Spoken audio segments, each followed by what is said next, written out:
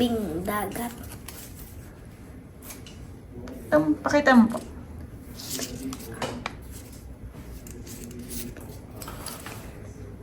Tabing, ano ba sa ano ba? Sige po. Pakibasa. Tabing dagat. Gawa po na pangungusap. Sa tabing dagat, kami ay nakatira. Hanggang saya nun. Masaya Tabing yun. dagat ka pa naman. Siguro, after mo mag-breakfast, pupunta ka na agad dun. Galing ka sa eskwelahan, pagbalik mo, baliligo ka agad. Tapos, after mo mag-lunch time, labas agad. Saya nun. Next. Okay. Yari. Yari. Okay. Ito ay yari saan? Hindi ko alam kung saan to yari. Dami. Ito. Ayan. Lumipas. Oh, ililipas. Lilipas. Lilipas. Lumipas na. Ano lumipas na ulit? Parang it-pass ba yun? Lumipas na ang aking kamay. Lumilipas ba ang kamay? Lumipas. Oo, wala. Lumipas na ang panahon ni Lolo Boy. Ha? Lumipas na ang panahon ni Lolo Boy. Dito sa lupa. Dito sa lupa. Ito ba isip? Kawayan. Alam mo ba ang Las Piñas na bamboo organ ay gawa sa kawayan. Mayari. Ay yari sa kawayan na to. Yari sa kawayan. Okay. Ito pala, yung pala. Ito. Huni. Huni.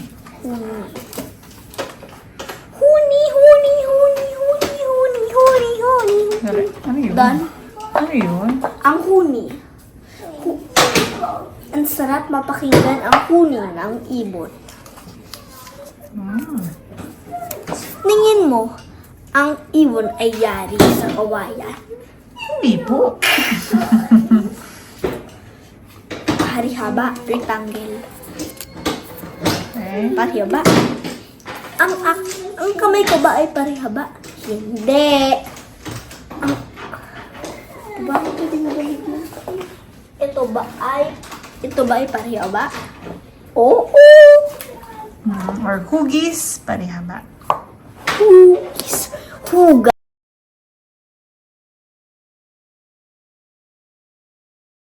Sinabi ni Padre Diego kay yung sa bata na bantayan yung mga kawayan na inibaon. Tapos, noong 18, 1824.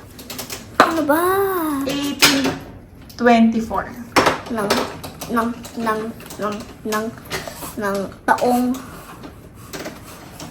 ano bang Pilipino? 1824. Ng taong ano nga bang 1824. 1824 nakita ni yung bata na mayroon na may ginawa ang si Padre Diego. Yun ay isang organong gawa sa kawayan.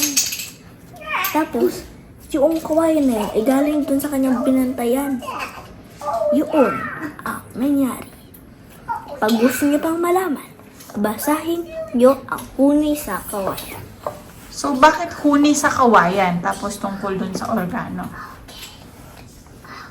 Kasi nga, yung organo, ang tulog na parang huni ng ibon. Yun. Pero yun pala, tulog lang talaga ng bamboo. So, ang kwentong ito ay isang totoong pangyayari o... Totoong mangyayari at ginawa ni 6 or 8, ano ba? Maybe for 6 years. 8? 8. 1, 2, 3, 4, 5, 6, 7, 8. At ginawa ni Padre Diego to ng 8 taong kulang. Wala. 8 taon. Kasi 8 taong egg gulang ay egg. Parang gulang. Yun ang good. Wala. Okay.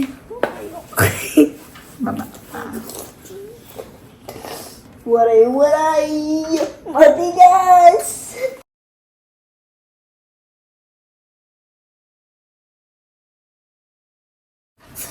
Sa katotohanan, 8 taong ang lumipas bago nabuo ni Padre Diego Serra de la Virgen del Carmel ang Bamborgan.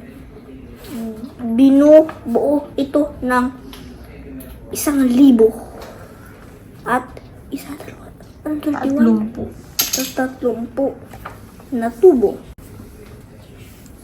Ano ba yun? 902 ay kawayan habang ang iba ay bakal.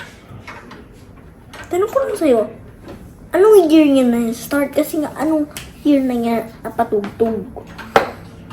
Tagal niya yung ginawa eh. 1824 minus. Eight. Bawasan mo ng 8. Okay? What? 1822. 1892. 1821. 1820. 1819. 1818. 1817 niya ginawa. Tama. Napatugtog niya nun. No 18? Dahil sa mga bagyo at lindol, nasira ang Bamborgan at maraming dekadang hindi natugtog. Dinala ito sa Bonn, Germany para ipaayos at nauwi itong 1975. Matapos ang 2 taon ng pagkukumpuni, opisyal na hinirang ng Pambansang Museo ng Pilipinas ang Bamborgan bilang pambansang kultural na yaman noong November 24, 2003. Pwede si Daddy. 200 taon na ang Bamborgan na matatagpuan at mapapakinggan hanggang ngayon sa St. Joseph Parish Church sa Las Piñas. Patunay ito ng mahalagang ugnayan at haghang at singing ng tatagong lakas ng kawayan bilang material na organiko, matibay at maraming gagamitan.